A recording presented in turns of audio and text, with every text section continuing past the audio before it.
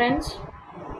Today we'll be going to discuss very basic concept, and that basic concept which we'll be going to discuss is addition of fraction.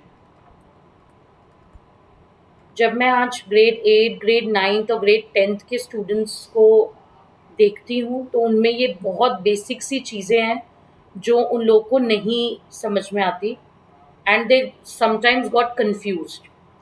तो मैंने अपनी last video में middle term splitting explain किया था और आज मैं very basic concept of addition of fraction लेके आई हूँ. और आज हम लोग कुछ क्वेश्चंस करेंगे इन एडिशन ऑफ फ्रैक्शंस के, और मैं ट्राई करूँगी आपको कि हम एडिशन ऑफ फ्रैक्शंस को समझें. देखो, सबसे पहली चीज़ तो आप लोग को जब भी एडिशन ऑफ फ्रैक्शन का कंसेप्ट आता है तो आप लोग को पहले तो फ्रैक्शन पता होना चाहिए. तो आपको हमेशा ये पता होना चाहिए कि जो हमारे लाइक फ्रैक्शंस होते हैं, लाइक फ्रैक्शंस वो फ्रैक्शंस होते हैं जिनके डिनोमिनेटर सेम होते हैं, जिनके डिनोमिनेटर आपके सेम होते हैं. जैसे मैंने बोला 3/5, जैसे मैंने बोला 8/5, जैसे मैंने बोला 10/5, जैसे मैंने बोला 1/5. They all are like fraction. और इनके अपोजिट जो होंगे वो अनलाइक फ्रैक्शंस होंगे. जैसे मैंने बोला 2/3, या बोला 7/8, या मैंने बोला 11/13. तो ये सब आपके अनलाइक फ्रैक्शंस होते हैं. हम हमेशा किन्हीं भी दो फ्रैक्शंस को जब भी ऐड करते हैं, whenever we are adding two fractions, तो हम हमेशा लाइक फ्रैक्शंस को ऐड करते हैं. तो अगर मेरे पास कभी भी अनलाइक फ्रैक्शंस होंगे तो पहले मुझे अनलाइक फ्रैक्शंस को लाइक फ्रैक्शंस में कन्वर्ट करना पड़ेगा और उसके बाद ही मैं उनको ऐड कर पाऊंगी. ठीक है, तो हम एक एक करके कुछ क्वेश्चंस के साथ इन दोनों टर्म्स को आपको एक्सप्लेन करके बताते हैं. जैसे मैंने अगर बोला कि मुझे 3/5 और लेट्स सपोज 17/5, राइट, इनको ऐड करना है. तो आप इसमें जब भी ऐड करते हैं तो आप कभी भी डिनोमिनेटर को ऐड नहीं करते. आप डिनोमिनेटर को एज इट इज़ लिखते हैं और जो इनके न्यूमरेटर्स होते हैं उनको हमेशा ऐड करते हैं. तो यहाँ पर जैसे मेरे पास आ गया 20, राइट. 20/5 जो मेरे पास आया, अब आपको पता है कि मैं इनको कैंसिल कर सकती हूँ और मैंने इनको कैंसिल करके लिख दिया है 4. ठीक है, ये कटिंग वाला कंसेप्ट बाद की बात है, अभी हम पहले एडिशन की बात कर रहे हैं. अगर मैंने बोला 4/7 और एक मैंने बोला लेट्स सपोज 5/7, तो आप जब इनको ऐड करोगे तो आप नीचे वाले डिनोमिनेटर को कभी भी ऐड नहीं करते हो. न्यूमरेटर हमेशा ऐड होंगे, लेकिन ये दोनों कंडीशन सिर्फ तब होती हैं जब हमारे पास लाइक फ्रैक्शंस होते हैं.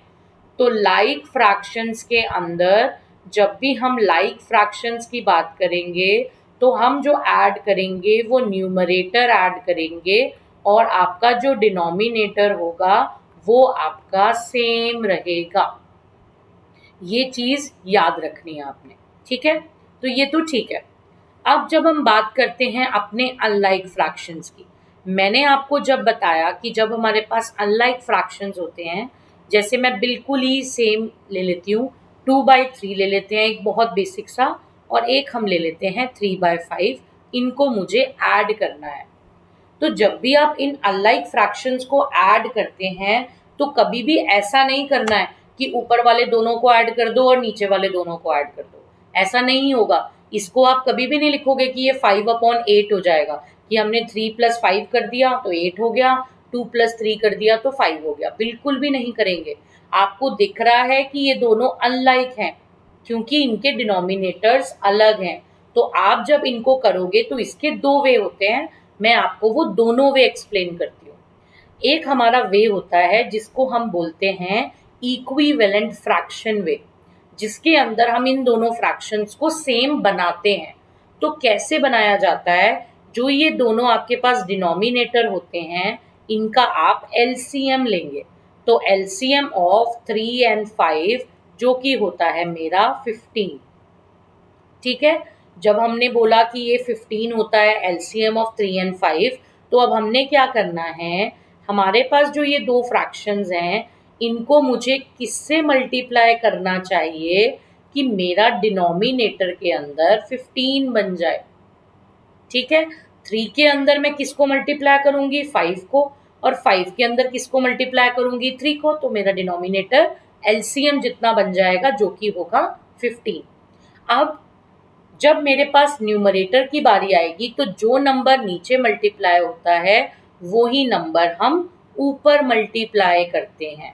ऐसा नहीं करते कि नीचे अलग करेंगे ऊपर अलग करेंगे, बिल्कुल भी नहीं करते हम ऐसा। ठीक है, तो हम पार्शियल नहीं है, हम डिस्क्रिमिनेट नहीं करते।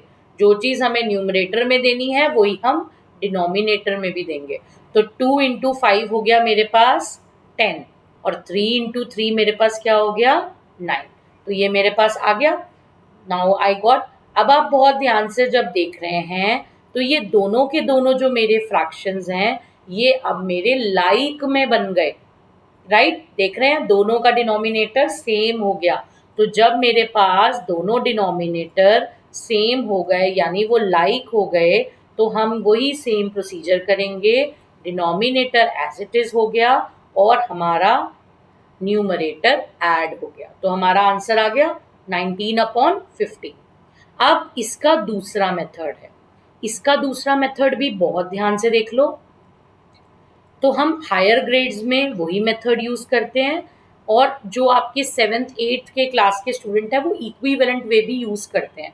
बट क्या प्रॉब्लम होता है, इक्विवेलेंट मेथड जो है वो 2 या 3 फ्रैक्शंस को जब आपको ऐड करना है उसके लिए तो इट इज़ फाइन, ये मेथड ठीक है।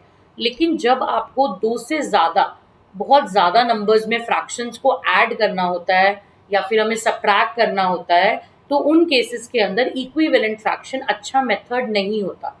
क्योंकि अब आपके पास जब इसमें नंबर ऑफ फ्रैक्शंस हो जाते हैं तो बहुत सारे डिनोमिनेटर्स भी हो जाते हैं। सबका हम पहले जब एलसीएम निकालेंगे तो वो बहुत टाइम कंज्यूमिंग हो जाता है, और उसके बाद एलसीएम तो ऑब्वियसली मेरे इस मेथड में भी निकलेगा, लेकिन कैलकुलेशन एरर होने का चांस जो होता है वो इक्विवेलेंट में बढ़ जाता है। उससे बेटर हमारे पास ये जो मेथड मैं बता रही हूँ आपको वो हायर ग्रेड्स में यूज़ किया जाता है। क्योंकि आज हम बिल्कुल बेसिक कर रहे हैं इसलिए मैं बहुत ज़्यादा बड़े क्वेश्चंस को नहीं ले रही हूँ, ताकि मैं चाहती हूँ आपके कंसेप्ट क्लियर हो जाए। इसमें क्या किया जाता है, एलसीएम हम इसमें भी लेंगे। एलसीएम ऑफ 3 एंड 5 वो आपका 15 आ रहा है, ये भी है। तो अब इसमें हम क्या करेंगे, हम इस 15 को इस तरीके से लिख लेंगे। ठीक है, अब हम क्या करेंगे, 15 को हम अपने डिनोमिनेटर से करेंगे डिवाइड, और जो हमारा आंसर आएगा उसको हम अपने न्यूमरेटर से मल्टीप्लाई करेंगे। यही सेम प्रोसीजर हम लोग अपने सेकंड वाले फ्रैक्शन के साथ भी करेंगे। तो LCM divided by the denominator into the numerator. ठीक है, 15 डिवाइडेड बाय 3 कितना हुआ 5, एंड 2 से किया हमने उसको मल्टीप्लाई, प्लस 15 डिवाइडेड बाय 5 क्या हुआ 3, और उसको किया हमने 3 से ही मल्टीप्लाई। तो यहाँ पर आ गया हमारे पास 15। 5 मल्टीप्लाई बाय 2 कितना होता है हमारे पास 10, और 3 मल्टीप्लाई बाय 3 कितना होता है हमारे पास 9। तो आपके पास यही आया। तो आप ध्यान से देखिए, तो आपके पास अभी भी क्या आ जाएगा 19/50। देख रहे हैं, दोनों ही मेथड से हमारे पास सेम आंसर आ गया। तो गलत कोई मेथड नहीं होता, it all depend on you कि आप अपने क्वेश्चंस को कैसे सॉल्व करना चाहते हो। लेकिन आपको ये चीज़ हमेशा याद रखनी है कि कभी भी हम अनलाइक फ्रैक्शंस को ऐड नहीं करते। हम कभी भी अनलाइक फ्रैक्शंस को ऐड या सब्ट्रैक्ट नहीं कर सकते, पहले आपको उनको लाइक बना के करना पड़ेगा। ठीक है, जैसे अब एक और एग्जांपल ले लेते हैं हम। लेट सपोज हमारे पास है 4/7 और हम प्लस लेते हैं, लेट सपोज मेरे पास है 3/8। ठीक है, अब मैं इसको बहुत छोटे से उस पर आपको इसको लीव करूंगी, और मैं चाहती हूँ कि आप इसको अटेम्प्ट करके चेक कीजिएगा। And do like and subscribe my videos and channel, so that मैं और भी वीडियोज़ आपके लिए लेकर आऊँ बेसिक कंसेप्ट के ऊपर। मैं बेसिक कंसेप्ट की पूरी एक सीरीज़ बना रही हूँ, जो मैं डे टू डे अपने स्टूडेंट्स में देख रही हूँ कि कहाँ कहाँ वो लैक कर रहे हैं। तो आप इन वीडियोस को देखिए और समझिए कि हम कहाँ कहाँ मिस्टेक करते हैं। ठीक है, जब हमारे पास ये लाइक है तो मैं आपको दोबारा एक बार एक्सप्लेन कर देती हूँ जल्दी से। हम इसमें लेंगे LCM of the denominator, LCM of the denominator which is 7 and 8, तो वो होता है आपका 56। तो अब हम इसके अंदर 56 जो है वो करेंगे एज अ एलसीएम। तो 56 divided by 7 which is the denominator, जो इनका आंसर आएगा उसको न्यूमरेटर से मल्टीप्लाई करेंगे, प्लस सेम यहाँ पर भी करेंगे 56 डिवाइडेड बाय 8, जो आंसर आएगा उसको 3 से मल्टीप्लाई कर देंगे। ठीक है, 56 डिवाइडेड बाय 7 होता है हमारे पास 8 इंटू 4 हो गया, इधर हो गया 7 इंटू 3 बाय 56 हो गया हमारे पास। ठीक है ना, 8 इंटू 4 हमारे पास होता है 32 और 7 इंटू 3 होता है हमारे पास 21 बाय 56। तो जब आप इनको ऐड करोगे तो आपके पास कितना आएगा 53। सो 53 बाय 56 हमारा लाइक फ्रैक्शन का आंसर हो गया, लाइक फ्रैक्शन बनाने के बाद। अनलाइक फ्रैक्शन गिवन था, पहले लाइक बना के हमने उनको ऐड कर दिया। ठीक है, तो आई होप कि आपको ये डिफरेंस समझ में आया होगा कि हम लाइक फ्रैक्शंस और अनलाइक फ्रैक्शंस को कैसे ऐड करते हैं। तो कंफ्यूज मत होइए, अपनी बुक्स के अंदर इन बेसिक क्वेश्चंस को एक एक दो दो क्वेश्चंस जब आप अटेम्प्ट करोगे, जल्दीबाजी नहीं करोगे और ट्राई करोगे कि आप लाइक एंड अनलाइक फ्रैक्शंस को कैसे ऐड करते हैं। आई होप आपको ये वीडियो पसंद आएगी। Do right and comment on, और आप इसके अलावा और कौन से टाइप के क्वेश्चंस और कंसेप्ट मुझसे सीखना चाहोगे। तो अदरवाइज मैं बेसिक कंसेप्ट की सीरीज तो बना ही रही हूँ, स्टिल आप मेरी कमेंट करके भी मुझे बता सकते हो। You can like and subscribe my channel so that I will help you more, so that हम लोग एक बेटर वे में और एक जो बच्चों में मैथ्स का फोबिया है उसको थोड़ा सा कम कर सकते हैं। Thank you so much, bye bye students.